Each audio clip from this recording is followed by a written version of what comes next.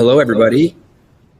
My name is Matt Hensler. I am Vice President of Marketing for Tether Tools, and I'm joined today by Joanie Simon, who I believe needs no introduction, but wanted to give her a chance to say hello and welcome her to our webinar this afternoon. Thank you for having me. This is such a treat to get to hang out together and talk shop. Yeah, so I've done this a few times in the last year. This is the first time that I've been in at least the same city as somebody else. We're both in the Phoenix area, and I'm really determined to, maybe we'll have to do another one of these, because at some point when everything's open, I want to have a chance to kind of have a proper setup and do some of these kinds of discussions in person. And so we'll consider this the warm-up. Everyone's here along with us today for the warm-up discussion to the one that will come down the road in the future, like, live studio audience sort of scenario. Love it, love it, love it. All right. Well, everybody here is logged on today to hear us talk about one of the near and dear topics to your heart, which is food photography. As everybody knows, Joanie is a really well-known food photographer. You can see her online in any social platform through the Bite Shot. And so you can find her on every social platform, YouTube, tons of great content, her website. And so, in addition to being a photographer, she's a great educator. Prior to jumping on with us today, she was telling me about a group of students who she was having some open office hours with, as part of her education through her website. It's a great service that she offers the students who participate in that education. Of course, vlogger, like I said, you can see her on YouTube. How often do you jump online for the Bite Shot on YouTube? I mean, how often are you doing live sessions there?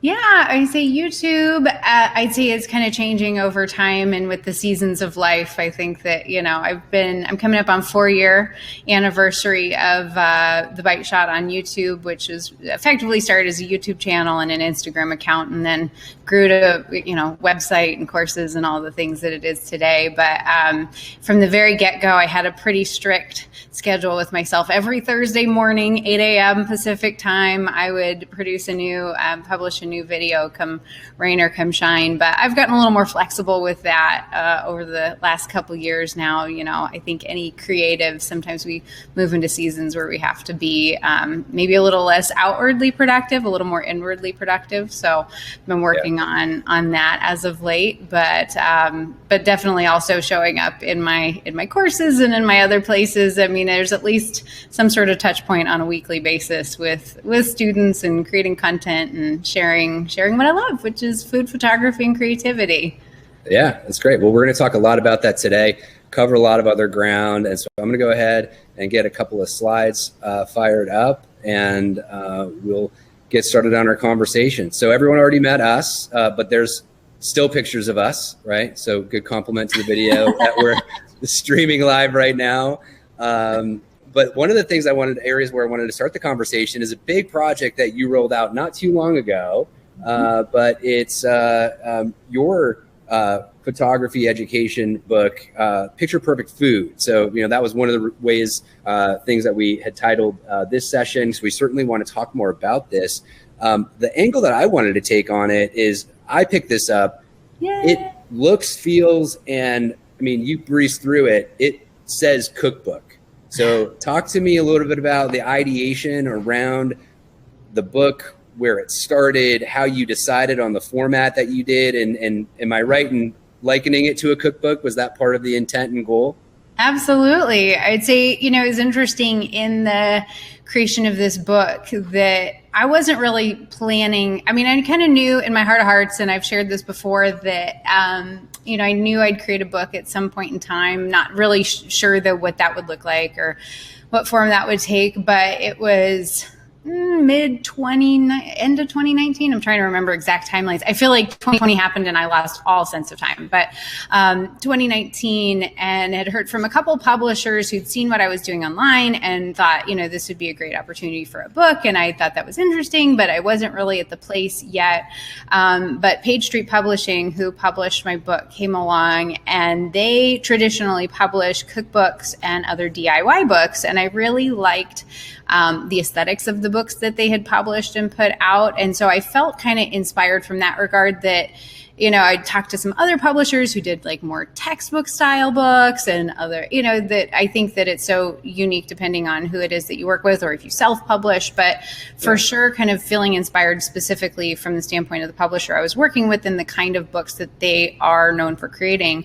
And so from that regard, I thought, well, how do I turn food photography into sort of like an idea of a cookbook? How do I break that down? And so and two, is somebody who I also like to go through like devotionals and other books that follow some sort of like predictable pattern of like one reading a day or one reading a month or, a week. And so that was then where I thought, well, that could be a really great way to approach food photography from a way that I haven't seen it presented before, because I think, food photography is certainly coming into the forefront in a unique way, different than I think it has been traditionally seen in the realm of photography and professional photography. And so I thought this could be a really fun way to do something that's different and unique, and really also infuse it with what has always been the most important to me, is that whenever I create a video, whenever I create an Instagram post, whenever I create anything, I always do it with the intention of, I hope that this gets somebody inspired to go do something, right? Because to me, the learning is so much more effective when you take that idea and then you run with it and you make mistakes, you make a mess, you try stuff, you experiment, you learn and you grow. And so it's through the doing. And so that's really something that I wanted to, and why each of then there's 52 lessons in the book. So effectively 52 recipes, right? And then each of those then inspiring somebody to go take an action, so that it would be approachable from the standpoint of somebody who's shooting on a cell phone all the way to somebody who's shooting on a DSLR, and wherever you are in your journey, that you can always still revisit concepts that you even still know about and add something new, add some new learning to it and experience it in a new way. So, and then two, when I got into the food styling chapter, which I'd say might be the longest chapter in the book as far as the number of lessons in there, really breaking down individual foods. I just had this conversation with some students who are struggling and frustrated with, learning food styling, because that is such a huge component of the food equation that, yes, lighting and composition and, all these other things are important, but like the food styling is such a critical part of the equation, and that it really is like, each food is so unique and different. And so taking the opportunity to fully explore, like the way we deal with ice cream is different than the way we deal with pastas versus how we deal with, all these different categories. So really kind of setting people up for success in terms of experiencing and inspiring them to try different foods, especially if they're foods you've never styled with before or worked with before. So I'm glad the cookbook theme kind of comes through. Yeah, no, I thought it was a really creative way to present it. I think everything, that you intended to accomplish with the book definitely comes out, as you go through, especially like the sort of week by week, different education segments, and, something that you can take on as fast or as slow as you want, based on, as you said, where you're at in your journey. You mentioned food styling and that being a significant part of the book. We've talked before, and you mentioned often you got a food stylist whom you're working with, and then you're focusing on the capturing the lighting and capturing the photos themselves. What percentage of the time would you say you're using a stylist versus sort of being the stylist, in your work?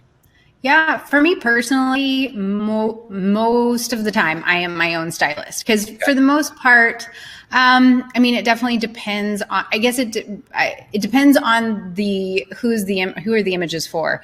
For sure, any content that's created for my YouTube channel or, my own Instagram, my own personal work, this book, that's all going to be styled and created by me, because so much of my photography, 100%, my photography career came out of the fact that I've always loved food. Like food came first for me, and cooking came first for me.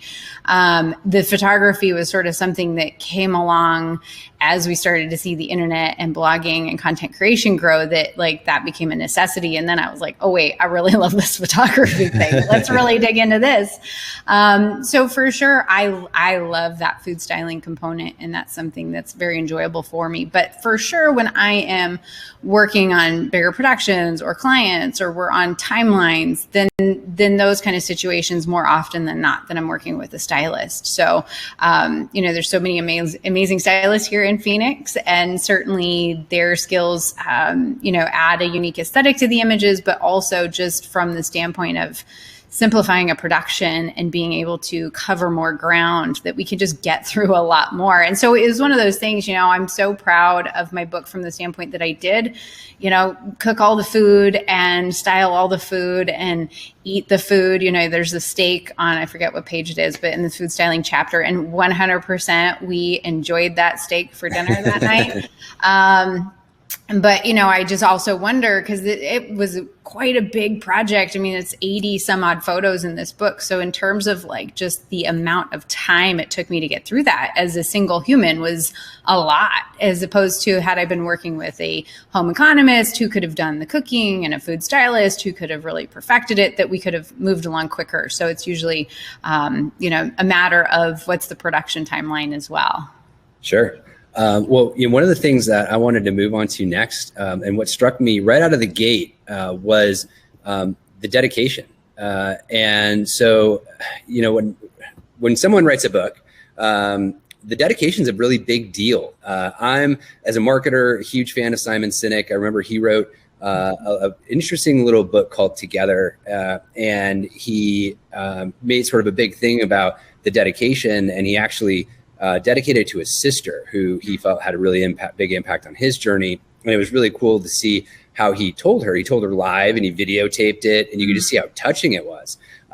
And so, in your content over the years, you've talked about your dad, and you've talked about your husband, who sometimes appears within your content. And, there's all these different collaborators that you work with. But when you did your dedication, you dedicated it to your YouTube viewers. So tell me about that choice, and tell me, just how you arrived at that being kind of the appropriate group to do your dedication to.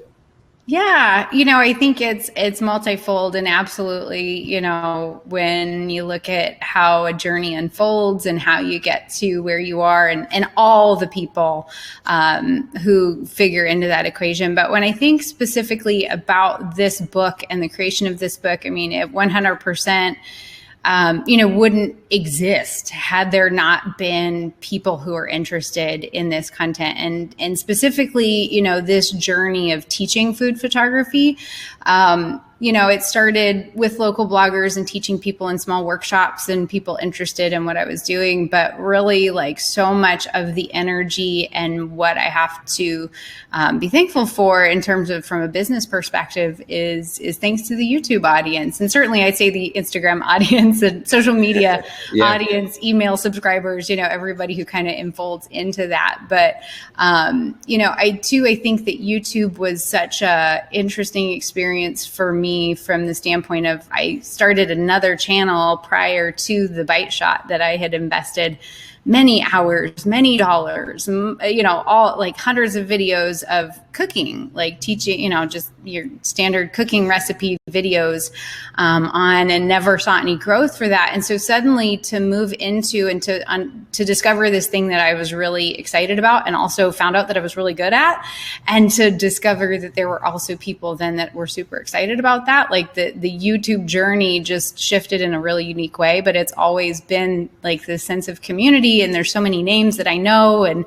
so many frequent commenters. And certainly, when we talk about just from a standpoint of publishing a book, I mean, certainly, I could have self-published, and there's amazing opportunities that if you want to put something out into the world, that you can do that in this day and age. But there wouldn't have been interest from the behalf of a publisher had there not been a YouTube audience, had there not been people that are interested in purchasing the book, that they're just from a business perspective, that the book literally this exact book would not exist because the publisher wouldn't have been interested had there not been people there, sort of this proof of concept.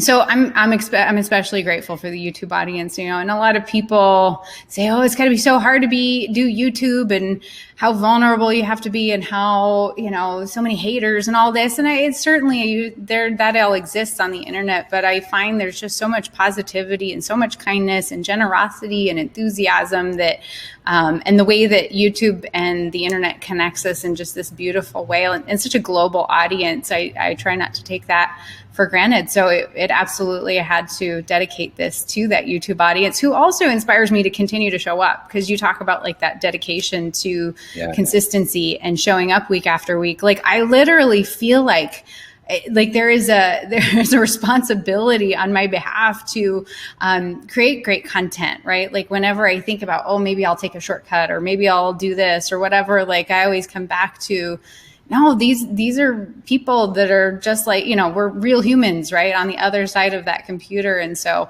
that relationship feels very real to me. And it's a great form of accountability to continue that, anytime it's like, how do you create consistent content? I was like, well, people are waiting for that content. And even when the audience was really small, like I still felt a responsibility to want to continue to do stuff, because this was a relationship. And so I'm super, super thankful for the YouTube audience. Yeah, well, and I think your affinity for you and your content's definitely showing through, even on this this session. I'm watching some of the chat and seeing people who are logging in from Italy and Costa Rica and all over the United States, Spain. A couple of people who apparently overcame a closed Highway 95 outside of Philly in order to get into the session this afternoon. Be safe, y'all. Be safe out there. Don't do anything crazy. So it's super excited to see that. And I kind of, intentionally had asked this question because I think, that word acceptance was on there, right? Because I think what people seem to respond to in the content I've seen, in the comments that people have, there, and even the support you've had on this chat for your book, and what people think of it is, that vulnerability you mentioned is putting yourself out there in like a real and authentic way, right? And that resonates with people. And so in a way, like they recognize that and accept that, within your work. And so I just thought it was a really cool way for you to sort of honor that relationship, as you put it, to make that dedication, because it is a big deal, and a great one. Columbia, I'll make sure to highlight that, because I want to make, that lots of great, lots of people coming from all over the world. We actually chatted about that as we were getting ready to go on today, because, it's hard sometimes to manage the time zones, to make sure that we can reach as many people as possible. Yeah. All right.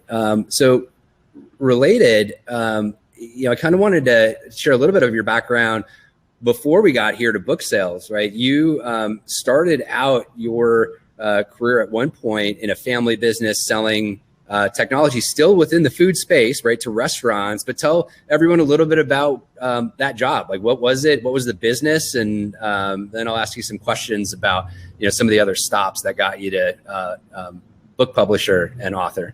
Yeah, no, absolutely. So I'll take you a little further back. So before I was in restaurant technology sales, I was in the realm of higher education and student leadership, working on college campuses and having a wonderful time teaching and developing students and providing leadership opportunities. But I started to get to this point where I felt like I don't see myself in my superiors, if that makes sense. Like, you get into a job and you go, okay, here's the next step. And I don't want to be that, right? Like, my favorite part is the connection with students. And two, I was working like 80 hours a week, making $20,000 a year. And at a certain point you go, I don't know if I can keep doing this.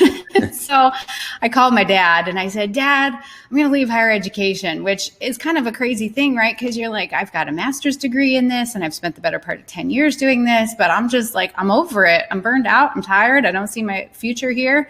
So I feel like that's one of the things that's always been a hallmark of everything I've done. Like, I don't like when something's not working, it's like, okay, I don't mind cutting bait, right? Like, opportunity cost, right? Like, we'll just sunk costs at this point. But so called my dad and said, Dad, can I have a job? And he said, sure. How about you're good with people. How about you come work in the sales department? I'm like, sounds good. I've never sold anything a day in my life, but sounds like a plan.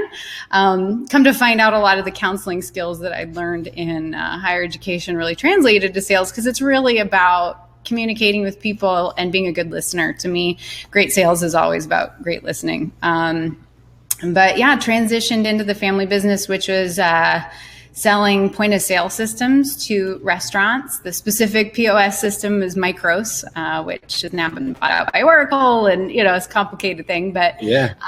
my great grandfather actually started the business in Tucson, Arizona, back when it was cash registers, and then it became point of sale systems. And so my job when I first started was just working with internal customers to get them upgrades and upgrade their software. So anybody who's not familiar with point of sales, it's effectively a computer that runs a restaurant. So when the waiter takes your order and then punches it into the computer screen or into the iPad or whatever it is, and then it communicates with the kitchen, and then it keeps track of all the sales. And so pretty big computer systems, we're talking 5, 10, 20, however many thousands of dollars computer systems, and certainly technology that I wasn't familiar with, but learned it, figured it out, did everything I could to figure all the details of it out. But my leadership skills kind of proved themselves over time, and eventually saw the opportunity, and maybe a little bit of nepotism as well, but ended up becoming general manager of that company over time. But then found myself in a position where, and I think this can happen to a lot of us, that you're doing something that you're good at, but you don't necessarily it's not what you are, what you enjoy, right? So I was really good at sales, and I was really good at working in that company, and I was good at leadership, but I wasn't loving it. And I also was struggling with some other personal issues in terms of alcohol addiction, and just in a really kind of dark time in life. And so fortunately was able to, due to a variety of life decisions and moments and situations, set me up to move out of that job. But during that time working in that job, I was able to connect with a lot of restaurant owners, a lot of general managers, a lot of people in the hospitality industry. Really got to understand the operations of a restaurant, because I've just always been curious and learning from people what they're going through, what they're experiencing. And so it was a really, really fun time. And I felt like where I really gained a lot of respect for and understanding for the hospitality industry. And that certainly carried through then into my photography career. You have to find an opportunity to do a product photography project where you're actually taking photos of those computers that you used to sell to restaurants. That could be with kind of your own food photography, lighting, and style. It could be a brilliant campaign for them. You can see the marketer in me trying to work this out. We'll have to figure out. Yeah. Totally. That could be fun. Well, and so you didn't just stop doing tech sales and then start doing photography. You sort of had a bridge. You did food blogging for a while, and it was kind of a hobby at first, and then it just, started to gain some steam. Can you talk to us a little bit about that? Yeah. So when I left the family business, I mean, it was all kind of a whirlwind, and I've talked about the story on my YouTube channel. And so anybody who wants kind of the more nitty gritty in depth, there's a video on how I left my day job. But, kind of had this real sort of, kind of very real moment of realizing I need to quit my job, and I need to quit my job now. And so, it was a crazy story. And I was talking to my husband about it recently. I'm like, it's just wild how that all went down, and the timeline. And sometimes, I think there's divine intervention, and I'm very thankful for that. But, ended up going in, quitting the job, and gave 30 days notice. I think we ended up extending it to 60 days. But then one of the things, because I was working with a therapist at that point who advised me to you are a human who has been going nonstop for everybody else's concerns and trying to save the world and do more than you're capable of all the time since you walked out of the womb. And that's absolutely accurate. And so it was really forcing myself into a month of doing nothing. The last day of my job was April 30th, 2015. And so the entire month of May 2015, it was forcing myself to not do anything, which is, it sounds like such a dream, right? But as a person who is a high achiever, go-getter, that was a really difficult ask. At the same time, there was a lot of anxiety, because it's okay, I've quit my job. My husband's been stay at home with the kids for, since the kids had been born. They were about 2 and 4 at that point, I think, if I'm doing the math right, 1 and 3. But yeah, that was a tricky time, but I just had to trust the process that I needed this time to just chill out and let some creativity seep back in. And one thing that in that month I recognized is, I like to create content. I like to take pictures of food, and I like to cook food, and all these things are kind of fun. And so let's just start joaniesimon.com, and I'm just going to do what I see all these other food blogger people doing, and content creators and YouTubers.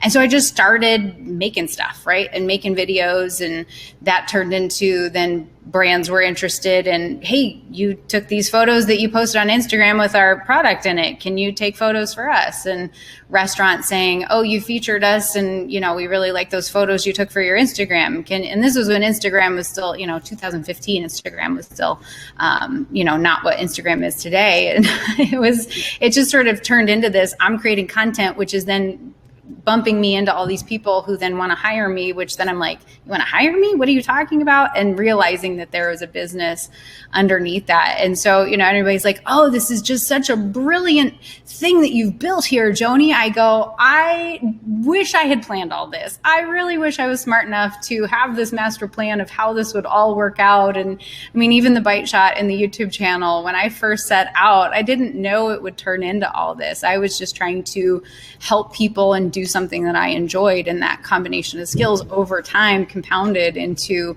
something that continues to evolve. And I just think, wow, where's it going to be 5 years from now? Who even knows? But being okay with that uncertainty, I feel like that's a huge part of the equation. And a lot of what I talk about with a lot of folks who are also creatives, that there's just so much uncertainty, and that can be really unsettling. And so it's not that you have to just be like deny that there's uncertainty or feel like it's wrong that there's you just have to accept it and know that there's going to be times of chill, and there's going to be times of rest, and times when there's not a lot going on, and you're wondering, like, where is this all going to go, and what's this going to look like, and is business going to pick up? Am I going to figure out where this is going? Like, being okay in those sort of liminal in between spaces, I think is a big part of how we can successfully navigate. And I can't say I do it perfectly. I don't, I still get anxious anytime there's like a in between time and what's coming up next. But anyway, that's kind of going off on a whole other soapbox. but I think it's important. And I think, for all the creatives who are on with us today, that discomfort, that uncertainty is a regular part of what happens. And I think normalizing that for people, for those who see everything that you've accomplished and continue to do, to know, like you have those same feelings and those same challenges and those same hurdles. And I think the more we can level set that across the board, I think the more confidence people can have, just keep moving forward, right? Pursuing that thing that they like, recognizing that there's value in their life for the things that they enjoy. And, at some point, everything tends to work itself out. Yeah. Well, and kind of going off that though, too, because I think about how many times too, in that journey of that, like taking myself back to 2015 and then up to 2017, like that 2-year period before figuring out the Bite Shot and really starting that journey. There were plenty of times that I was getting hired by companies and people were inquiring about photography, and like I saw that this could be a business, but there were so many times that I shied away from it because I was too scared. And I was like, I can't do this. Like, who am I? I'm just some person who's like picked up a camera. Like, I don't deserve to be here. All this sort of self-defeating talk. And, I even remember there was this one point, there's a local agency that was hiring me every so often to do restaurant photography. And I had said at a certain point, because my husband had started back into real estate and doing residential real estate as I was trying to, figure my life out. And so that was kind of picking up. And so I went to her and I just said, I'm not going to be doing food photography anymore. And like literally walked away and like fired hired clients because I was just like if I think back to where I was at, I was like, oh, this is me being rational. But like at the time, now I look back and I go, no, that was me being scared. I was afraid. I think that anytime we're faced with what might potentially be something successful, we'll find tons of ways to talk ourselves out of it. And so literally walking away from that business and saying, no, I'm not going to be a food photographer, and denying that for a long, long time. And so, it was certainly not like I just left my day job and then started working for clients and it was all hunky dory. Like, I've been wanting to create a video to tell a story about the first cookbook shoot I ever was hired for, and definitely not feeling like I deserve to be there, or that do they even know that I'm not a real photographer? Like I'm shooting a cookbook, and how after that shoot, I'm like, I'm never going to shoot for clients again, right? Like I hated this because most of it was this internal dialogue of battling with myself. And so, clearly I got over that and now shot many cookbooks and love them and still, have those anxiety ridden moments. But I think that it's important to know like that is totally normal and absolutely something that everybody experiences. And, just being bold enough to show up again. I do think too, certain things, it's like, you're kind of meant to do these things. And over time, if you're meant to do it, it'll continue to find its way into your life, right? Like I tried to deny food photography for a lot of time, but it kept coming around, and finally, I guess it wore me down, and I gave in, and I'm so glad that I did. Well, so that brings us to this slide, and I wanted to share. You mentioned earlier the therapist who gave you some advice about, hey, you take on the world, right? And you're only one person. And I had shared with you when we were getting ready for this that I'm married to a therapist. And so, we've definitely normalized therapy within our household. And that's not the case across society. And I always jokingly say that I am my wife's most difficult and longstanding client. And I think she would agree with that. But I think it does. I brought this picture forward because it was chicken, and I wanted to have a prompt for you to be able to tell this story. And what I want people to say is not only is this a shot you took, but it's also a recipe that you have on your site. So that's another cool thing about your website. If people are ever looking for inspiration around what to make for dinner, not only does the food or the pictures help provide that inspiration, you actually give people actual recipes they can follow to make something like this. But you had mentioned the story of the flapping chicken, and I just thought it was such a great inspiration. I mean, it's part of your story, but I think just for anybody who's on with us today, it's worth hearing. And so if you wouldn't mind just sharing the flapping chicken story, I think it's going to be well suited to our audience today. Absolutely. So this one, it's a story that was given to me by my therapist, who's an incredible lady who's now working overseas. She's working in Budapest, but we still keep in touch. And I actually got to shoot some headshots for her and her husband this past holiday. So it's always great to keep up with her. But so this was a point at which I was coming to terms with my alcoholism and had finally identified that, yes, I'm an alcoholic and I have this problem, and, kind of coming to those realizations and working through sort of where I was at in my life and making some decisions toward health and recovery. And so one of the things, though, that I knew that was a part of that was sharing that information with my parents, who are incredible humans, and who I'm not going to try to mentally go there because I'll just start bawling because I just love those people more than I can explain. But I needed to share with them that this was going on, which was a hard thing, being a very stereotypical firstborn achiever, A student. Anybody who knows the Enneagram, I am a 3 to the hilt. And so having to tell my parents that their perfect daughter was very imperfect and struggling with this thing, and bringing them into that. So I met with each of my parents individually. Again, I'm not going to go into all the details of the therapy, but I was sitting there with my dad. I invited him to the therapy session with me so that I could share this information with him, and share that in the context with this therapist. And so I told my dad, I said, I'm an alcoholic, told him the whole story.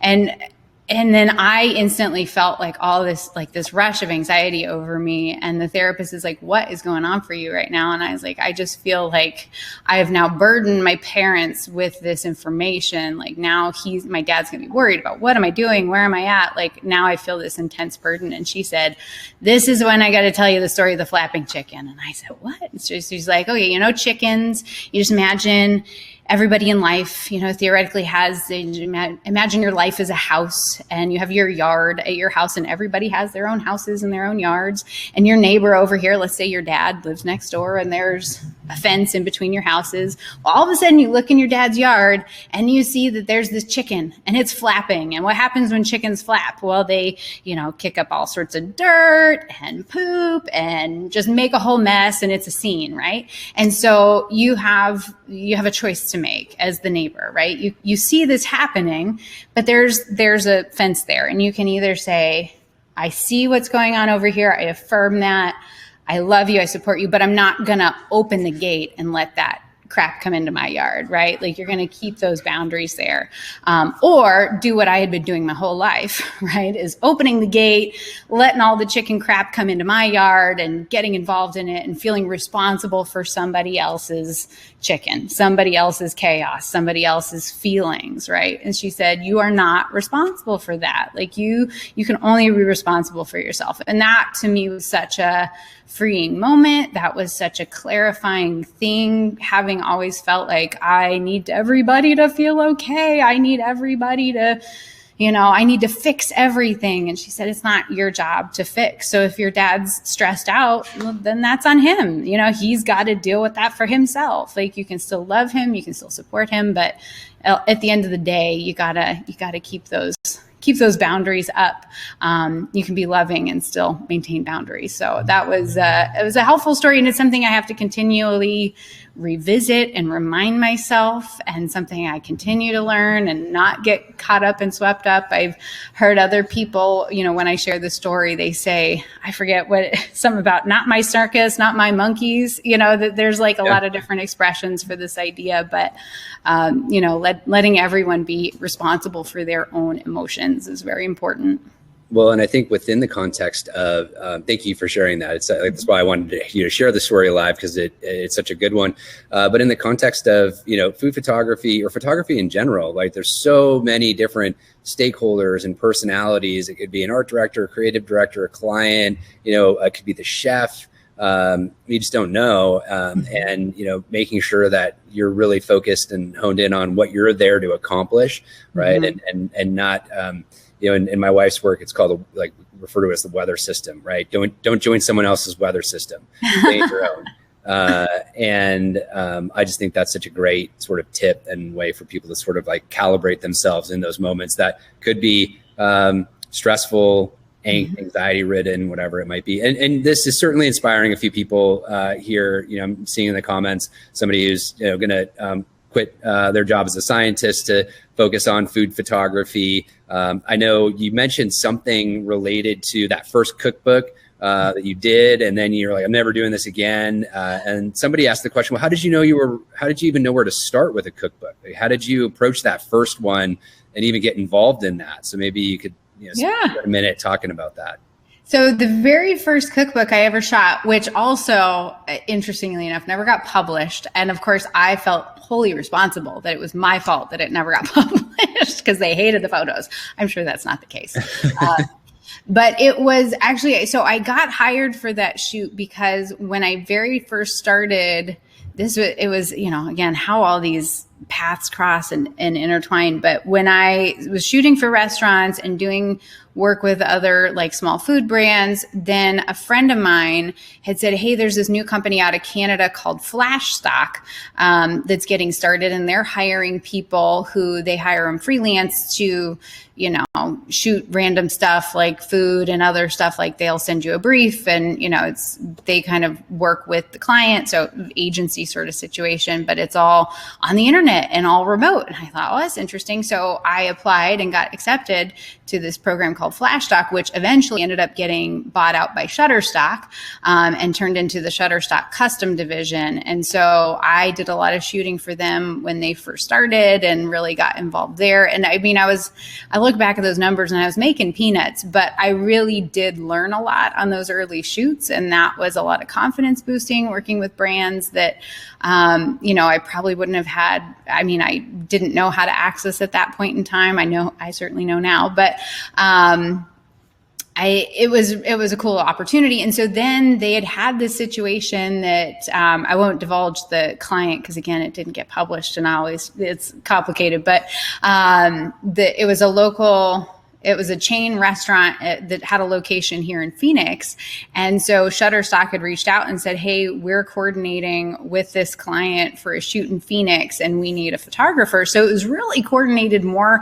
And this has not ever been the case with any other cookbook I've ever shot. This was more of a promo piece specifically for the restaurant group as opposed to like a traditional cookbook.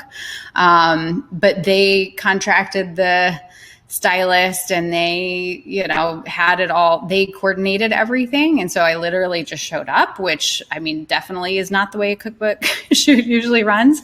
And so, yeah, that was how I got hired for that very first cookbook shoot. But I learned a ton. That was like the first time working with an art director, first time working with a food stylist. I mean, oh my goodness, all the things I learned on that shoot. And actually turned out, though, to make some really great connections who I'm still in contact with today and still work with today. So, it's all a part of the journey. But yeah, that was all thanks to Shutterstock Custom. That's awesome. Well, I wanted to kind of shift gears and take sort of like a light angle on this one. I watched your sort of book release video on the Bite Shot, and this one stood out to me. And I don't know if there's a lot of people, on here who love food, probably, or love food photography, probably love food. I don't know if you've ever seen the video or the movie Chef on Netflix with Jon Favreau. And so there's this scene at the end, right, where he was making a grilled cheese sandwich.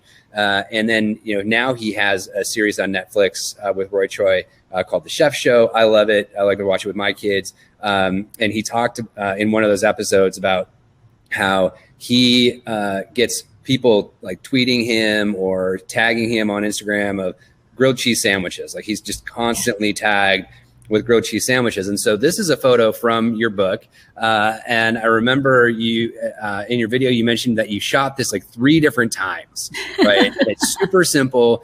And so I want you to talk about sort of the complexities or the challenges of shooting this, but I also want to encourage people to somehow get like a peanut butter sandwich thing going where you just start getting inundated on social with people taking photos of really amazing peanut butter sandwiches. So it would be hilarious if we could get that going. Absolutely. Let's talk about this one. Like why the three shots at it? Yeah. I mean, fortunately too, kind of to the second part of your question is this has been so far to date, the most thing that people have gone and photographed the similarity. Cause I think things like this are so great for learning food photography, these kinds of subjects, because they really don't take any cooking, right? It's so easy, right? But at the same time, because it's so easy, there can be challenges. So the very first time that I knew, so the whole chapter on composition, so I forget how many lessons are in that chapter, but all the foods in that chapter are foods that are specifically foods that we enjoy here at home. Like each chapter has its own visual story and reasons for the foods that are incorporated there. Like the first one is all reminiscent of a breakfast restaurant that I went to as a kid, and bringing in the color palette and things like that. But yeah, everything in the composition chapter, including the peanut butter and honey sandwiches, are things that I cook for my kids, my husband and I enjoy. Like this is all the home stuff. So wanting to kind of celebrate and bring in some of the elements of that. But when I first put this together, I was like, oh, easy, right? Peanut butter and honey, like it's going to be gorgeous. We'll just get the little swirls going on. We'll get the little drizzle action. It's going to be great. But I put it together and I was like, it just was boring. I was just like, I need something, right? Like it just lacked a little character. So then I shot it again. And this started to get into the point in the book photography process. I had written the book and then I photographed the book. And so this is the point of the photography process where I really like the self-doubt really started to kick in major time. And I was probably spending too much time on Instagram looking at other people's work and starting to feel crap about my own work. So then, I reshot it to make it more exciting and interesting, thinking, okay, well, maybe I need to just add in, like, maybe I need to do something different, the lighting. Because I the first time I shot it with soft lighting. You can see here we've got a bit more of a hard light going on. Like, it's still got the softness because I'm working with a really large 4x4 scrim, but this is a quarter stop diffusion instead of full stop diffusion. And so ending up with that hard light look gave it more of a graphic feel, which I really liked. But then after I looked at the photos, even though I was shooting tethered, even though all the things, it was in soft focus. I don't know what was going on with me, but I just, all of a sudden I looked at the final photos to go edit after I'd cleaned everything up. And I'm like, how did I not nail, like, basic 101, Simon? Where's your head at? You know? So then I had to reshoot it a third time. And so brought it back in. But honestly, you know, it's one of those things. And my husband, who, God bless him, he, you know, I'm always like, oh, should I shoot it again? He's like, have you ever regretted shooting it again? I was like, no.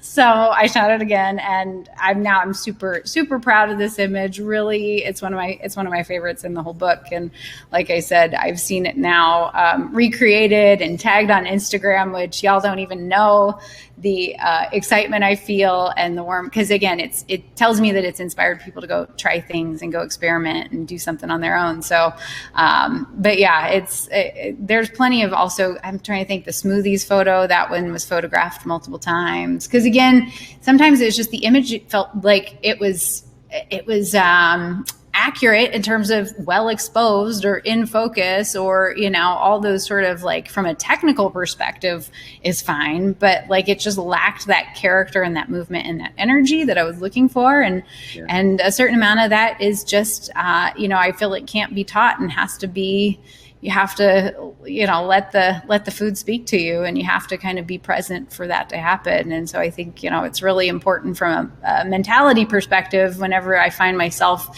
in that place of just, you know, going down the rabbit hole of fear. You know, you can always just smell the fear of, I'm not good enough. This is not going to be good enough.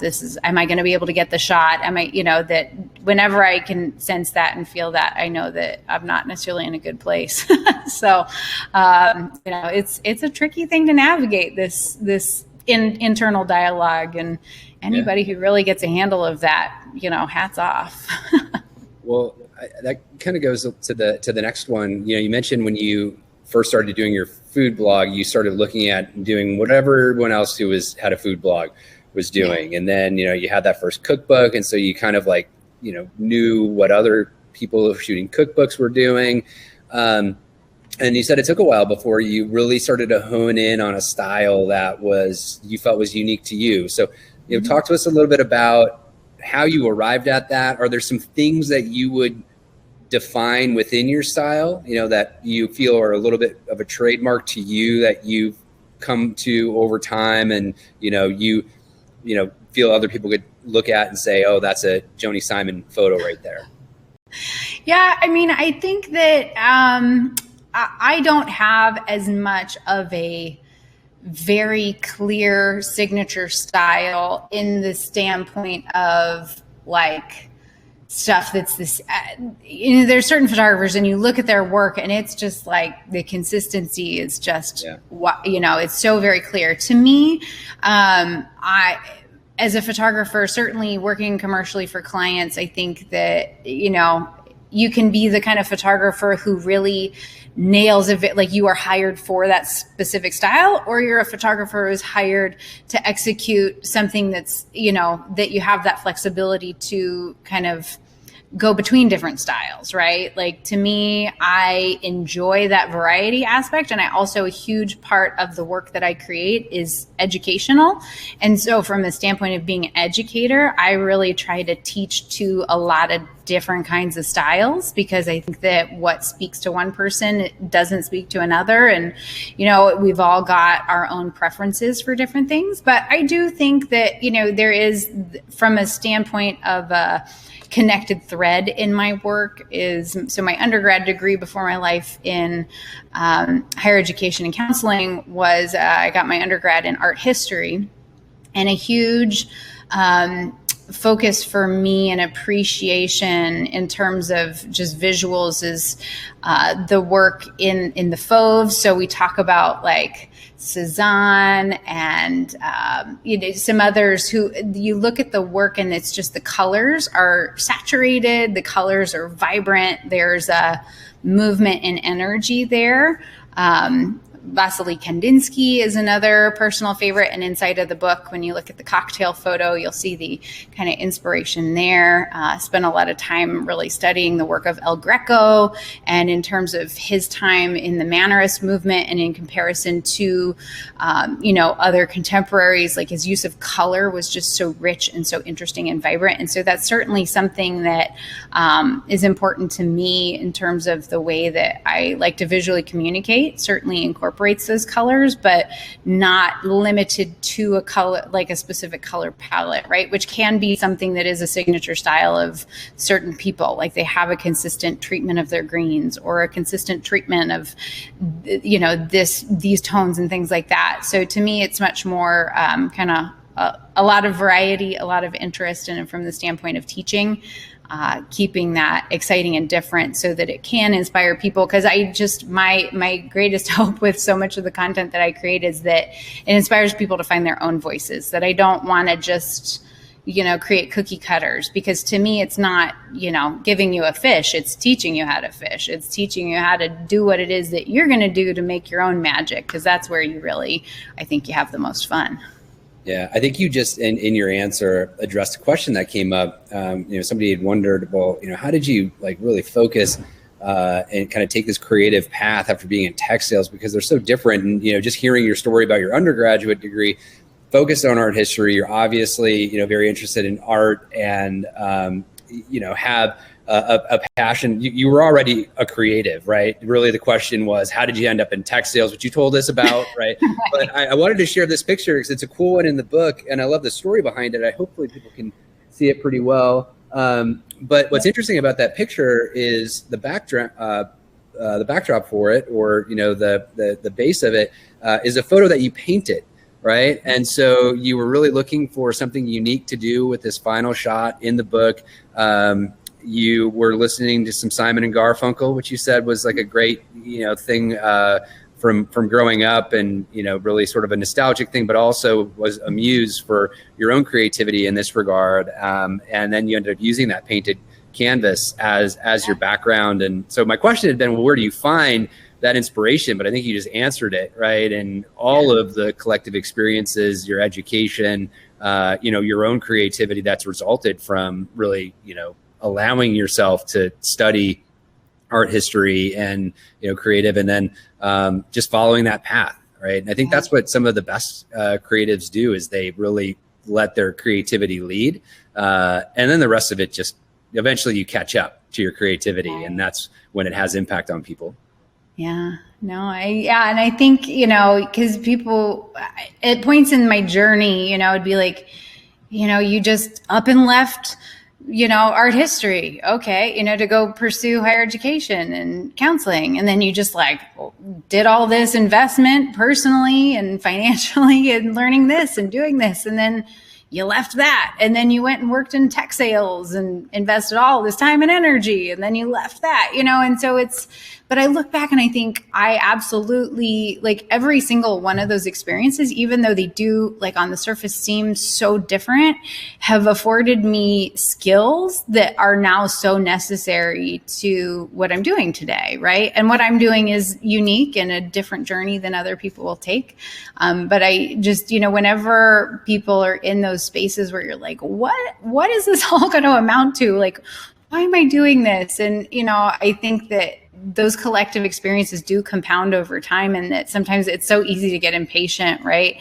And be like, oh, I just want this all to be figured out so I can figure out what I'm supposed to do with the rest of my life. And I'm like, I don't know today what I'm supposed to do with the rest of my life. I'm just going to keep showing up and figure out what's next, right? What's the next logical step from here? But it is amazing, especially in, I think, this day and age, where we don't have to be defined by a very specific career that we're going to get into and work for that company for, however many years until we retire. That there's so many different avenues and ways. And I think that just is going to continue to expand as we continue to see media and the world changing, that, there's more opportunities to make something your own than there ever has been before.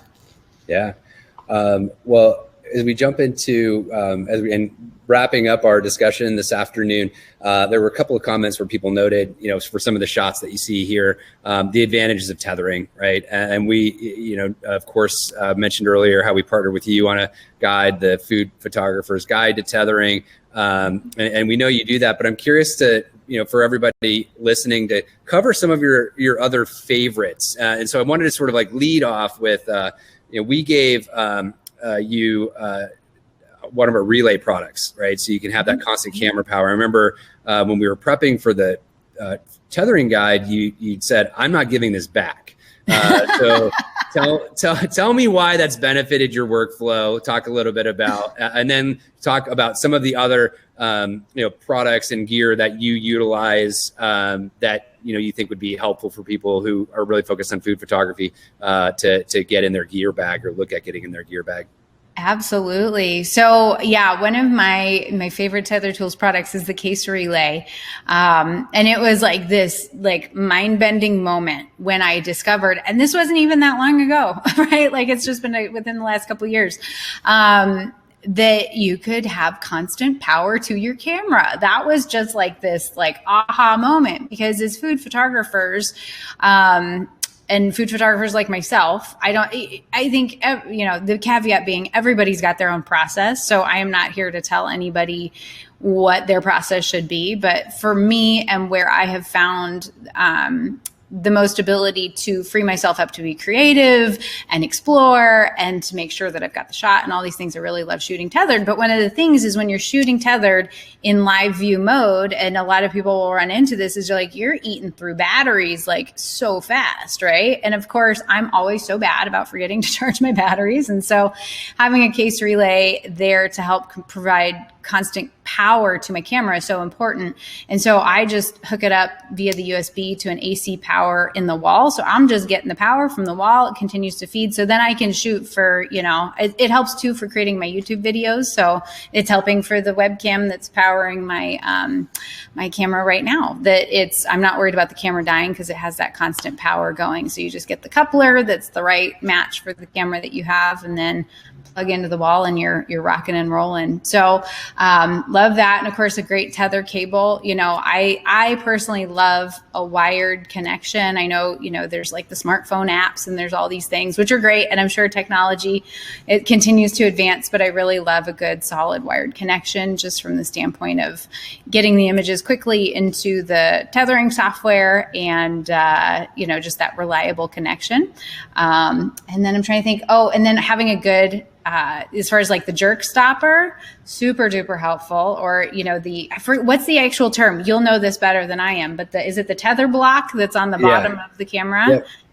Yep. So those really, really helpful for making sure that your cord is not if something happens or something pulls, gets pulled, that you're not jacking up the port on the actual camera, because those are expensive to fix or replace. And so just making sure that there is some sort of way to make sure that if things get disconnected, it just helps to hold that cord in place. So a jerk stopper or the tether block, those are super duper helpful as well. And then also something that is super helpful too, then if you're tethering, is all will depend on, are you shooting from a laptop or a desktop computer? What's sort of the situation from a tethering standpoint, but having some sort of table for that. So a really great, stand to put that laptop in, and then something that's secure. Cause I think that that's one of the things that, and I'm also I'm so bad at this sometimes, like I'll set stuff up super janky and then things will fall over and then I will regret it. And so one of the nice solutions with Tether tools is that we're not just like placing laptops on places that they'll easily fall down, that they're more anchored and stable. So I think that, the more stability and the more that we can have things like set in place, the better off we'll be.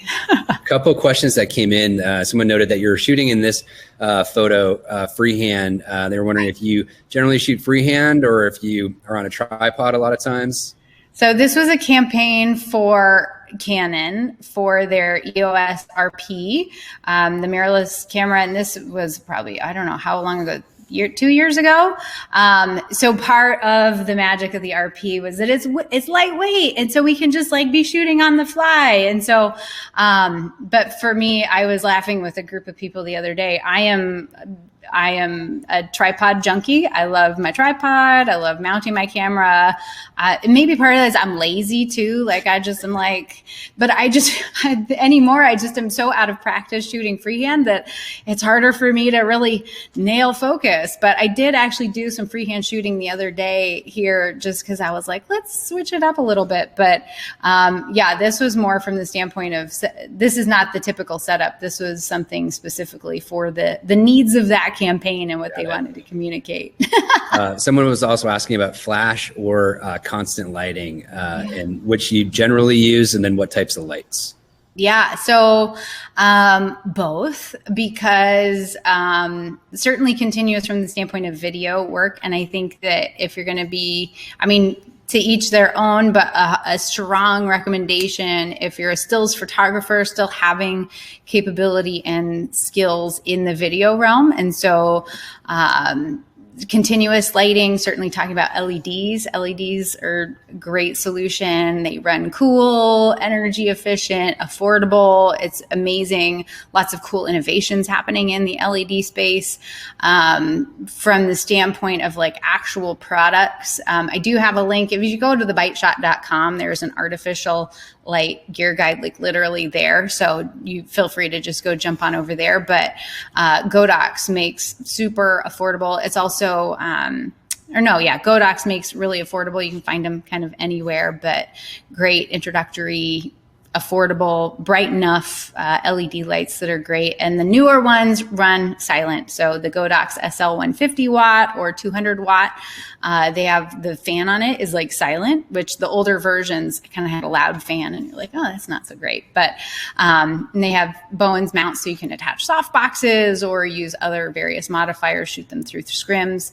But for stills, I really love shooting with flash. And so for most folks just starting out, my recommendation is always to start with a speed light, like just one single speed light, because honestly, one light setups all day can get you super far in a food photography career, because we're really trying to replicate that natural light look of a single window. And so really just a single light for the most part is going to look really natural and believable from the standpoint of recreating that light and then using modifiers with that to shape that light. So I really like to work with scrims just because it offers a lot of flexibility and creativity, but umbrellas are super affordable, kind of like you see pictured here. This is actually a pretty standard for me go-to for like the quick and dirty restaurant shoots where it's just an hour to a couple hours, because it's so portable. You can literally just stick it in a bag. It's just a speed light, a bracket, a light stand. And I think that's probably like I don't know if that's my 35 inch or 45 inch, can't remember exact dimensions, but then shoot through umbrella, right? And that can do a good bit of damage and create some nice, beautiful soft light for you. But then if you're shooting in a studio or you really want to invest more than getting into the world of strobes, mono lights are a really great solution because you've kind of got this all in one, but it's an affordability factor. Because of course, you think about strobes, and I remember when I first started learning about it, I was like, oh, those are those big, huge battery packs and those things that are super duper complicated. But to me, mono lights are such a great solution because it's sort of this compact all-in-one. So looking at like the Godox AD400 400 Pro or AD600 Pro. Those are really great. And again, affordable for what they are. And what's nice is those are powered by, again, me and my AC power. I love things that are powered by outlets, so I don't have to worry about batteries. But they do have battery packs so that if you're on location and don't have power connection, but also for those who are here in the US, because I do know we got the international audience going on here, so depending on where you're buying from. But the Adorama, their flashpoint lights are literally the same exact as the Godox, and in the UK it's Pixapro, I think. That's literally like they're made in the same factory, coming off the same lines. They just put a different sticker on it before shipping it out to where it's going to go. And sometimes you can get better prices on those depending on the website. So Flashpoint, Godox, Pixapro, I think those are all kind of in that same sort of like affordability but quality factor. And certainly as you get into things and if you really want to invest, then price tags go up from there. Yeah, well, this is like your Oprah moment, like your Joanie's favorite things. We got to cover all the gear. Unfortunately, we're not giving all of that gear away, but we are going to give away a copy of this book, and the lucky winner is Mary O'Brien, and so we're going to get in touch with her. She will get a copy. For anyone else who doesn't already have the book, you can definitely get it from your favorite bookseller. I know it's very easy to find through your website, and then people can navigate to different booksellers from there. Everyone should be watching for the release this week of the Food Photographer's Guide to Tethering, learning a little bit more about the practice of tethering and food photography. So we're going to be releasing that. And so you can watch for that on our website. Joanie, this has been awesome. I promised to cover a lot of ground, and I feel like, it's like you've got gear, food photography, careers, life advice, and of course that peanut butter sandwich challenge that we're going to be watching for. Thank you so much for participating in this discussion. I've really enjoyed it and really look forward to the next one where we're live in studio. I love that. Doors always open. All right. Thank you so much. Take care, everybody.